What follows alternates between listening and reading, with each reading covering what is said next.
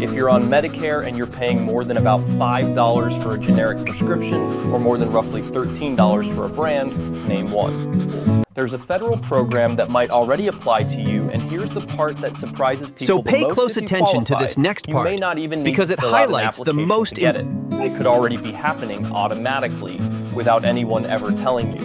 It's called Extra Help. The Social Security Administration estimates it's worth an average of about $5,700 a year to the people who have it. And yet a huge number of people on Medicare have either never heard the name, or they've heard it and assumed it was just another word for a program they already know about. It isn't.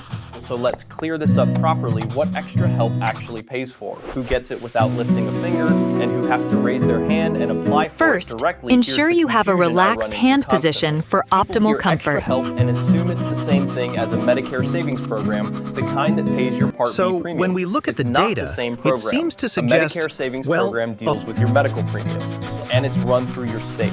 Extra Help deals with your prescription drug costs under Medicare Part D, and it's run through the Social Security Administration. Their related qualifying for one can automatically hand you the other, but legally. These are two separate programs with two separate sets of rules. There's also a piece of outdated information still floating around. That's worth correcting right now. Extra Help used to come in two levels, a full version and a smaller, partial version, depending on exactly where your income landed. That changed in 2024. Under a law called the Inflation Reduction Act, the partial tier was eliminated entirely. As of today, there is only one level. If you qualify at all, you get the full benefit. There's no smaller version to accidentally land in, and no need to worry about which tier applies to you. Let me put a face on this so the numbers actually mean something. Picture Arthur, 72 years old, living alone on a Social Security check of about $1,850 a month. Arthur takes 4 prescriptions regularly, 2 generic, 2 brand. Now that we've covered the basics, let's clear the air and introduce you to our main. Meet Arthur, age 72. He's learning how to manage his monthly income. As you can see, we have both the generic option here in blue and the brand name version. For a single person, the income limit sits at around $1,990, $5 a month. That number comes from a federal standard 150% of the poverty level, and Social Security automatically disregards the first $20 For a single user, the monthly rate comes to only $1,990. For a married couple, the combined limit is around $2,705 a month. Arthur, sitting at $1,850, was comfortably under that line the entire time. He simply never checked.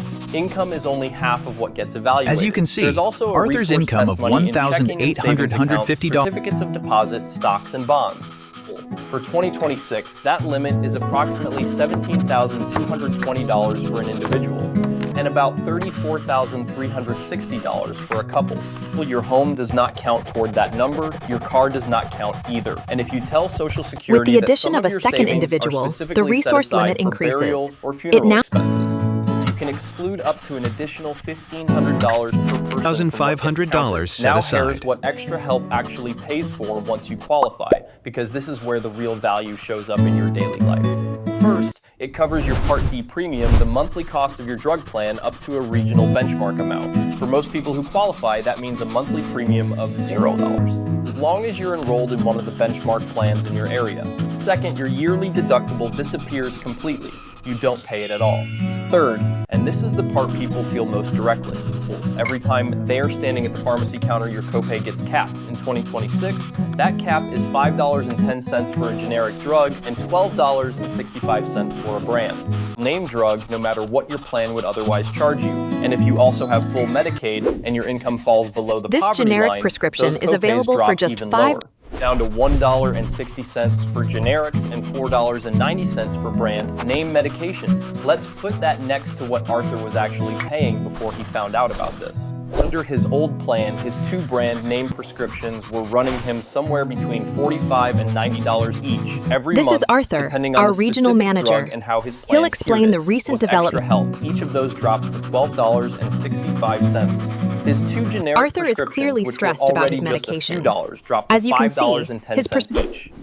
Multiply that difference out across 12 months, and Arthur is saving well over $1,000 a year on copays alone, and that's before you even count the premium and deductible he's no longer paying at all.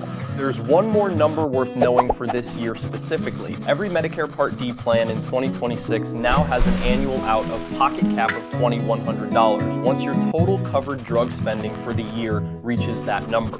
Every covered medication costs you nothing for the rest of the year. If you have extra help, your copays are so low that it may take you longer to actually hit that $2,100 ceiling, but if your prescriptions do add up to that point, the $0 coverage kicks in for you exactly the same as it does for anyone else on Medicare.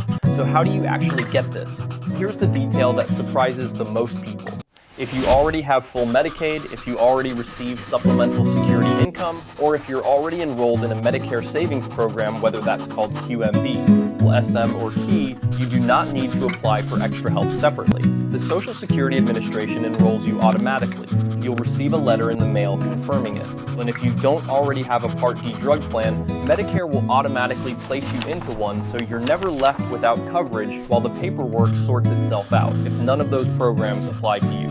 But your income and your resources still fall under the limits I just gave you, you apply directly. You can do that online at ssa.gov by calling the Social Security Administration directly or in person at your local Social Security or Medicaid office. It costs nothing to apply, and there's no penalty of any kind for applying, even if it turns out you don't qualify.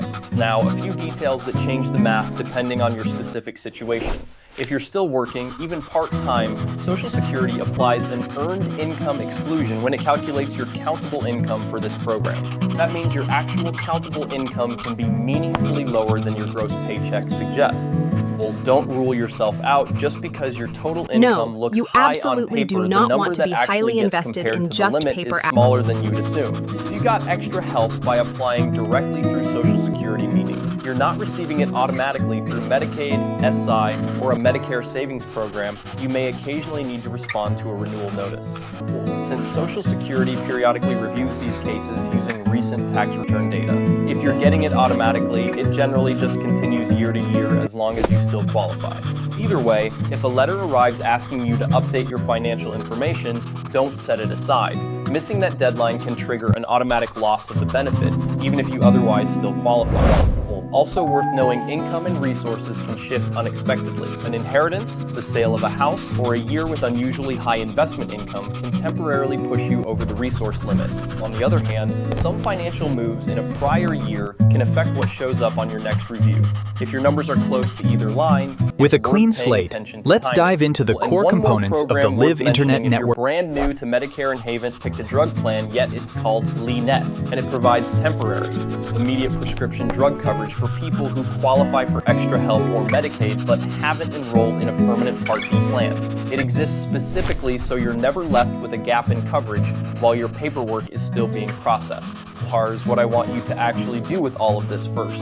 If you already have Medicaid aside or a Medicare savings program, call Medicare directly and simply ask them to confirm your extra help status. It may already be active without you realizing it. Second, if none of those apply to you, go to ssa.gov and look for the extra help application, or call the Social Security Administration and ask them to walk you through it over the phone. It takes about 15 minutes. Third, if you're currently paying full price for your prescriptions, bring your Medicare card to your next pharmacy visit extra help and pricing. Ask the pharmacist directly whether your copay reflects extra help pricing. Sometimes an approval goes through before the pharmacy system has caught up with it. This program exists specifically for people managing prescription costs on a limited income, and the eligibility line sits higher than most people assume. The only real barrier standing between you and this benefit, in most cases, is simply asking the question. A quick disclaimer before we close this video is for educational purposes only and isn't personalized financial or legal advice. Income limits, resource limits, and copay amounts are set annually and can vary depending on your state and household situation, so it's worth confirming your specific numbers directly with the Social Security Administration or through Medicare.gov before making any decisions.